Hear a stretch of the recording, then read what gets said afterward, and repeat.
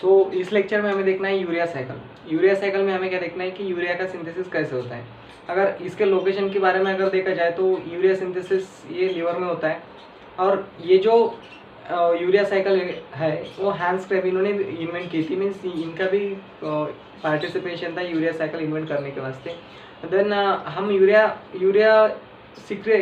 Synthesise क्यों करते हैं, मीन्स यूरिया का सिंथेसाइज क्यों होता है, क्योंकि जितने भी नाइट्रोजनस वेस्ट प्रोडक्ट हमारे बॉडी में प्रोड्यूस होते हैं वो हमारे बॉडी को टॉक्सिक होते हैं। दैट्स वाई उस नाइट्रोजनस वेस्ट प्रोडक्ट का कन्वर्शन यूरिया में होता है और वो यूरिया यूरिन के थ्रू सीक्रेट आउट होता है। मीन्स वो पहले यूरिया का सिंथेसाइज होता है लीवर में, देन वो किडनी की तरफ ट्रांसपोर्ट होता है, देन किडनी से वो यूरिन के थ्रू एक्सक्रीट आउट होता है, particularly in humans.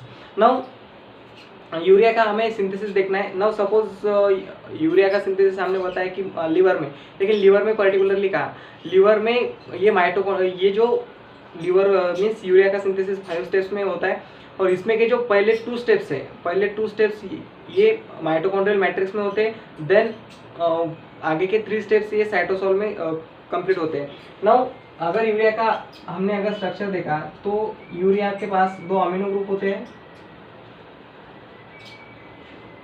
2 amino group होते हैं। इसमें का जो एक अमीनो ग्रुप है वो अमीनो ग्रुप हमें अमीनो एसिड से मिलता है और यहाँ पे जो दूसरा ग्रुप है अमीनो ग्रुप है वो हमें एस्पार्टेट से मिलता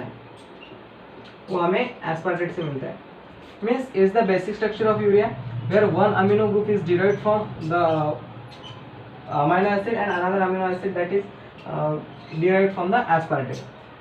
ये बेसिक अमोनिया मीन्स यूरिया का स्ट्रक्चर है। नाउ हमें इसका सिंथेसिस देखना है। ये सिंथेसिस में हम देखेंगे कि यहाँ पे जो स्टार्ट प्रोडक्ट यहाँ पे अमोनियम आयन है, ammonium ion and carbon dioxide यहाँ पे कंडेंस हो गए, यहाँ पे कार्बोमाइल फॉस्फेट का सिंथेसिस होता है, कार्बोमाइल फॉस्फेट यहाँ पे सिंथेसिस होता है। और इस कार्बोमाइल फॉस्फेट को सिंथेसिस करने के वास्ते जो एंजाइम लगने वाला है वो एंजाइम होगा CFS first, means carbamoyl phosphate synthase first. इसको एक्टिवेटेड करने के वास्ते यहाँ पे हमें NAD means N acetyl glutamate की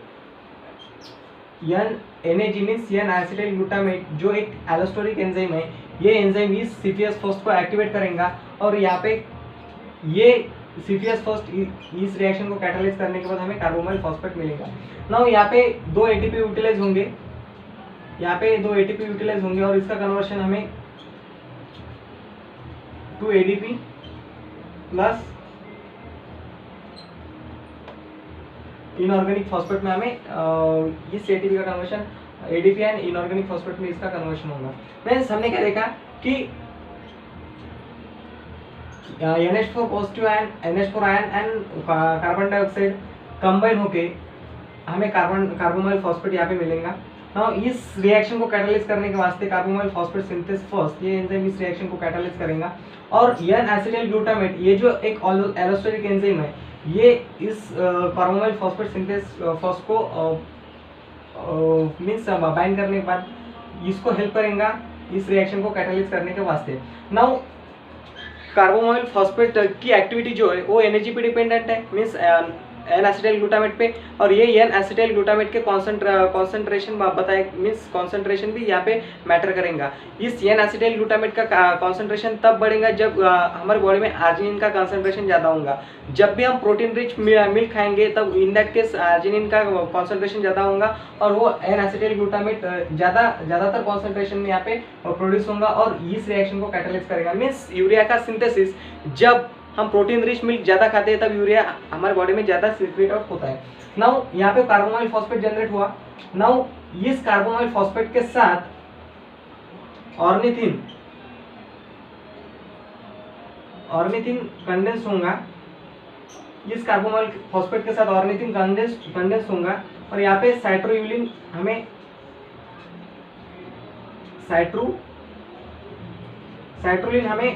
यहाँ पे सिंथेसिस होगा। नाउ इस रिएक्शन को कैटालाइज करेगा ट्रांस कार्बोमाइलेज, इस रिएक्शन को कैटालाइज करेंगे ट्रांस कार्बोमाइलेज एंजाइम। नाउ ये जो यहाँ पे ऑर्निथिन एंड साइट्रोयूलिन है ये अमाइनो मीन्स ये बेसिक अमाइनो एसिड है जो कि प्रोटीन सिंथेसिस मीन्स एक पर्टिकुलर प्रोटीन के पार्ट नहीं है, means this amino acid mean this basic amino acid are those amino acid which doesn't take part in the protein synthesis. Means यहाँ पे साइटोयूलिन form हुआ और ये जो दो स्टेप्स है, ये दो स्टेप्स हमें माइटोकॉन्ड्रिया में, ये दो स्टेप्स माइटोकॉन्ड्रिया में ऑकर हुए। नाउ यहाँ पे जो साइटोयूलिन फॉर्म हुआ, ये साइटोयूलिन साइटोसोल में, ये साइटोयूलिन साइटोसोल में ट्रांसफर होगा। नाउ इस साइटोयूलिन के साथ क्या होगा, एस्पार्टेट का कंडेंस होगा और ये एस्पार्टेट यहाँ पे अमीनो ग्रुप हमें सेकंड अमीनो ग्रुप प्रोवाइड करेगा। नाउ यहाँ पे आर्जिनोसक्सिनेट का सिंथेसिस होगा, आर्जिनोसक्सिनेट का, और यहाँ पे जो एंजाइम लगने वाला है उस एंजाइम का नाम होगा आर्जिनोसक्सिनेट सिंथेस, आर्जिनोसक्सिनेट सिंथेटेज। यहाँ पे सिंथेटेज लगा मीन्स यहाँ पे एटीपी यूटिलाइज होगा और इस एटीपी का कन्वर्शन एएमपी एंड पायरोफॉस्फेट में होगा और इस पायरोफॉस्फेट पे इनऑर्गेनिक फॉस्फेटेज एंजाइम एक्ट करेगा और इसका कन्वर्शन इनऑर्गेनिक फॉस्फेट पे होगा। मीन्स यहाँ पे आर्जिनोसक्सिनेट हमें मिला और इस आर्जिनोसक्सिनेट का अब यहाँ पे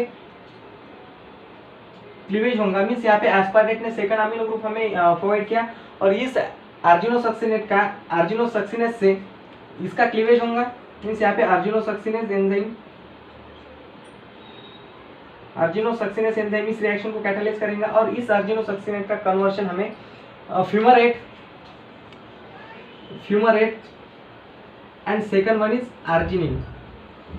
आर्जिनिन में इस आर्जिनोसक्सिनेट का फ्यूमरेट एंड आर्जिनिन में इसका ब्रेकडाउन होगा। ये जो फ्यूमरेट है ये it's the part of TCA cycle, means ये टीसीए साइकिल में जाएगा। मीन्स साइटोसोल में ये फ्यूमरेट जनरेट हुआ, ये टीसीए साइकिल में जाएगा और ये टीसीए साइकिल शो करेगा। Means this fumarate that will transfer from cytosol to the mitochondria, क्योंकि टीसीए साइकिल माइटोकॉन्ड्रिया में ऑकर होती है। नाउ यहाँ पे आर्जिनिन यहाँ पे जनरेट हुआ। नाउ दिस आर्जिनिन के साथ क्या होगा, यहाँ पे आर्जिनेज एंजाइम इस पे एक्ट करेगा, यहाँ पे आर्जिनेज एंजाइम इस पे एक्ट करेगा। नाउ इस आर्जिनिन का क्लीवेज हमें यूरिया एंड ऑर्निथिन में इस आर्जिनिन का क्लीवेज होगा और यहाँ पे जो यूरिया है ये यूरिया किडनी में ट्रांसफर होगा, ये यूरिया किडनी में ट्रांसफर होगा और यूरिन के थ्रू बाहर सीक्रेट आउट होगा। और यहाँ पे जो ऑर्निथिन प्रोड्यूस हुआ, ये ऑर्निथिन यहाँ पे जो ऑर्निथिन प्रोड्यूस हुआ वो अनदर यूरिया साइकिल शो करेगा। अब हमने बताया कि यूरिया का सिंथेसिस लिवर में होता है, लेकिन लिवर में क्यों होता है, क्योंकि लिवर में जो मीन्स लिवर के जो साइटोसोल में आर्जिनेज एंजाइम प्रेजेंट होता है। only the liver that consists of the arginase enzyme, that's why the synthesis of urea that takes place in the liver. It's all about the urea cycle. means urea cycle में हमने क्या देखा कि urea cycle में हमें urea का generation देखना है जो कि 5 स्टेप्स में होता है। पहले 2 स्टेप्स माइटोकॉन्ड्रिया में होते हैं, अनदर 3 स्टेप्स साइटोसोल में होते हैं। माइटोकॉन्ड्रिया में जो प्रोसेस होते हैं उसका एंड प्रोडक्ट था हमारे पास साइटोयूलिन। वो साइटोयूलिन माइटोकॉन्ड्रिया से साइटोसोल में ट्रांसफर हुआ और वो साइटोयूलिन ने अनदर रिएक्शन शो करे। मीन्स एट द एंड हमें यूरिया मिला और ये यूरिया किडनी में जाएगा। किडनी में जाने के बाद वहाँ पे उसका फिल्ट्रेशन होगा और यूरिन के थ्रू एक्सक्रीट होगा। मीन्स यहाँ पर जो कार्बोनिल फॉस्फेट सिंथेस फर्स्ट हमने जो पहला एंजाइम देखा, ये जो फर्स्ट स्टेप है ये इसकी रेट लिमिटिंग स्टेप है। अगर रेगुलेशन के बारे में अगर बात करें, यहाँ पे दो एटीपीज यूज हुए, यहाँ पे एक एटीपी यूज हुआ। Then carbonyl phosphate synthesis second, इसका जो अनदर एंजाइम है कार्बोनिल फॉस्फेट सिंथेसिस सेकंड, ये जो है वो पैरामीडिन सिंथेसिस में इसका हमें ये यूज होता है। कार्बोनिल फॉस्फेटेज सिंथेसिस सेकंड, ये जो एंजाइम है वो पैरामीडिन सिंथेसिस में यूज होता है। Now it's all about the urea cycle.